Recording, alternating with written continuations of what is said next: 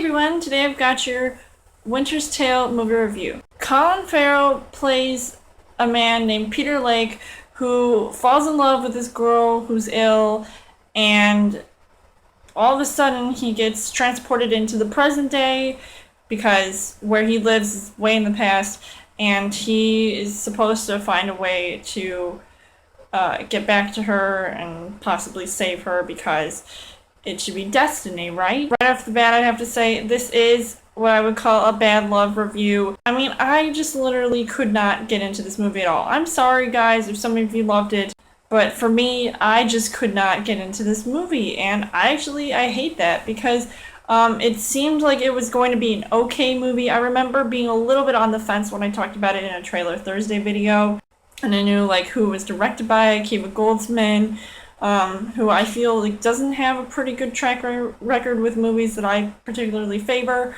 but I mean, it's just one of those movies where I may have to watch it again and maybe I'll change my mind, who knows.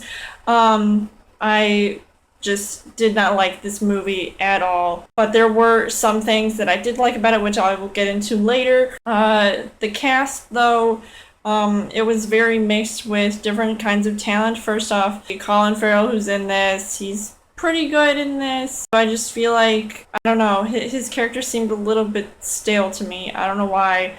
I just did not really feel like he was super great in this. He was just okay. You've got Russell Crowe, who's got his, Les Miserables character down, playing him again.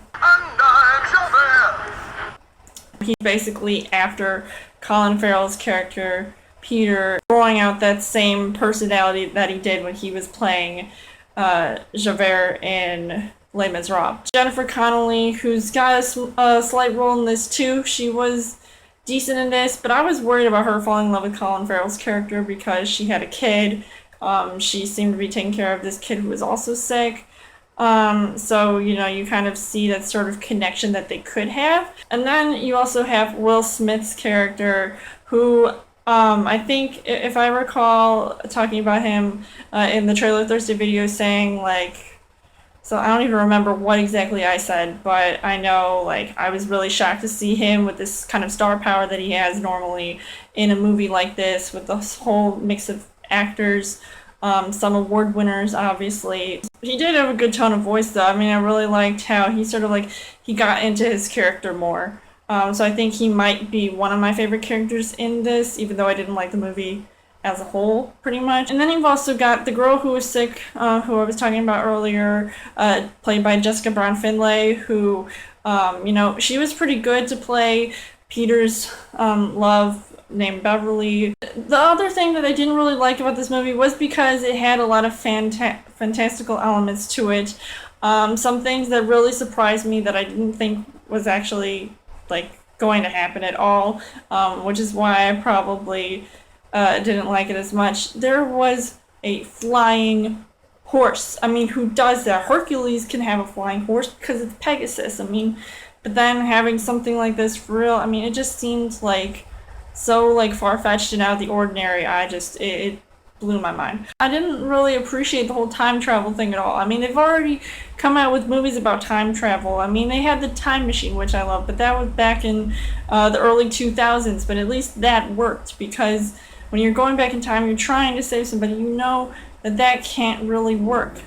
So that's why you have to go into the future and hopefully figure out your past. I don't know.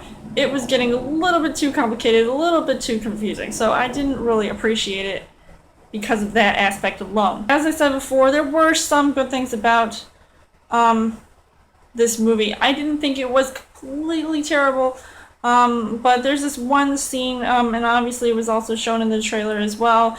Colin Farrell is seen looking at a picture of Beverly and just seeing the emotion on his face, seeing him crying. I mean, that really probably hit me right here. It was definitely heartbreaking to see him go through something like that. But I definitely liked it for that purpose. Overall, I would say that Winter's Tale was pretty much what I expected it to be, and then some, but I don't know if I would recommend seeing it unless you may have a change of heart. I may once again see it and hopefully I will think differently about me giving this a bad love rating, which is what will bring me to the heart rating system that I have created, and I would have to give this movie probably 3.5 hearts on the heart rate scale. Let me know in the comments what you guys think of Winter's Tale. Did you find it enjoyable or did you not? And as always, you guys can subscribe to my channel. I've got more movie reviews, movie updates, come back every week for a Thursday video. You guys can also like me on Facebook and follow me on Twitter, and I will see you guys later.